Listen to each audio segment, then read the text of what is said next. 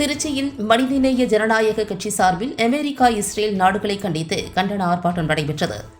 திருச்சி மாவட்ட மனிதநேய ஜனநாயக கட்சியின் இளைஞர் அணி சார்பில் ஈரான் அதிபர் அயதுல்லா அலி அமேனியை படுகொலை செய்த அமெரிக்கா, இஸ்ரேல் நாடுகளை கண்டித்து கருப்பு சட்டை அணிந்து மெழுகுவர்த்தி ஏந்தி கண்டன போராட்டம் மாவட்ட தலைவர் பாபுபாய் தலைமையில் திருச்சி பாலக்கரை ரவுண்டானா பகுதியில் நடைபெற்றது.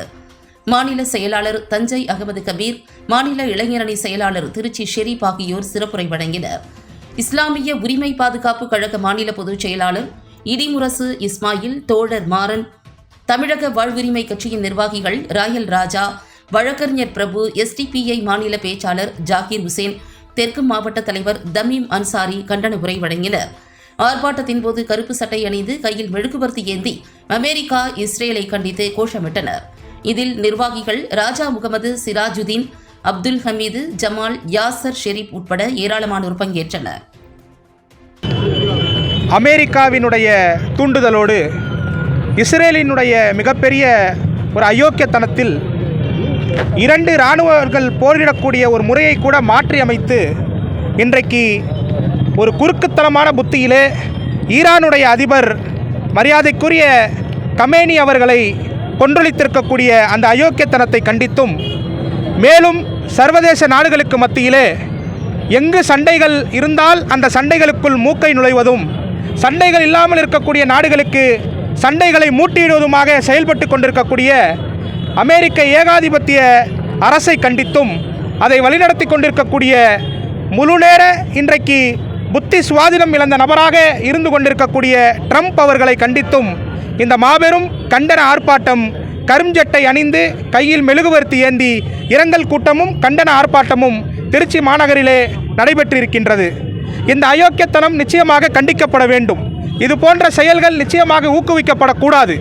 மதச்சார்பற்ற நாடுகளிலும் ஜனநாயகத்தன்மையான நாடுகளிலும் இந்த போன்ற விஷயங்களை மூக்கிட்டு அவர்கள் அமெரிக்கா போன்ற நாடுகள் செய்வது என்பது மிகப்பெரிய ஒரு எதிர்காலத்தில் மிக மோசமான விளைவுகளை ஏற்படுத்தக்கூடியதாகவும் மக்கள் கிளர்ச்சிகளை தூண்டுவதாகவும் இருக்க அமையும் என்பதை இந்த நேரத்தில் ஒரு அச்ச உணர்வோடு நாங்கள் இந்த கண்டனத்தை பதிவு செய்ய கடமைப்பட்டிருக்கின்றோம்.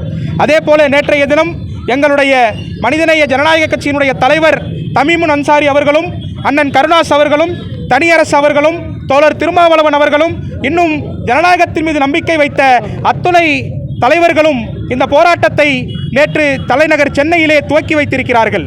அந்த போராட்டத்தினுடைய தொடர்ச்சியாக இன்றைக்கு திருச்சியில் நடைபெற்றிருக்கிறது. இது மட்டுமில்லாமல் தமிழகத்தினுடைய பல்வேறு பகுதிகளிலே ஒரு உணர்வாளர்கள், சுதந்திர நாட்டினுடைய உணர்வாளர்கள் அனைவரும் இந்த போராட்டத்தை வழிநடத்தி கொண்டிருக்கிறார்கள்.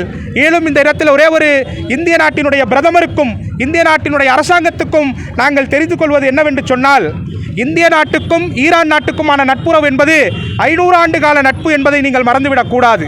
இந்திய நாட்டுக்கும் ஈரான் நாட்டுக்கும் உண்டான இந்த விஷயத்திலே மிக முக்கியமான நட்புறவை பேணிய நாடு ஈரான் என்பதை மறந்துவிடக்கூடாது. இது போன்ற ஒரு தருணத்திலே நாம் ஈரானுடைய நாட்டிற்கு உடன் நிற்கக்கூடிய ஒரு தகவலை செய்ய வேண்டும். அதே போல இன்றைக்கு ஈரான் நாடு 40 நாட்கள் அந்த துக்கத்தை அனுசரிப்பதாக தெரிவித்திருக்கிறார்கள். இந்தியாவோடு நட்புறவு கொண்ட அந்த ஈரானுடைய நாட்டிற்காக இந்திய நாட்டினுடைய மாண்புமிகு பிரதமர் அவர்கள் 3 தினம் அரசு அணுகுமுறையாக அனுசரிக்க வேண்டும் என்று இந்த தருணத்திலே மனிதநேய ஜனநாயக கட்சியின் சார்பிலே நாங்கள் கேட்டுக்கொள்கிறோம். அதே போல இது போன்ற துயரங்களில் உலக நாடுகள் எங்கெல்லாம் தலையிடுகிறார்களோ அவர்களுக்கெல்லாம் ஆதரவு குரலை மத்திய அரசு தர வேண்டும். மாண்புமிகு பிரதமர் அவர்கள் வழங்க வேண்டும்.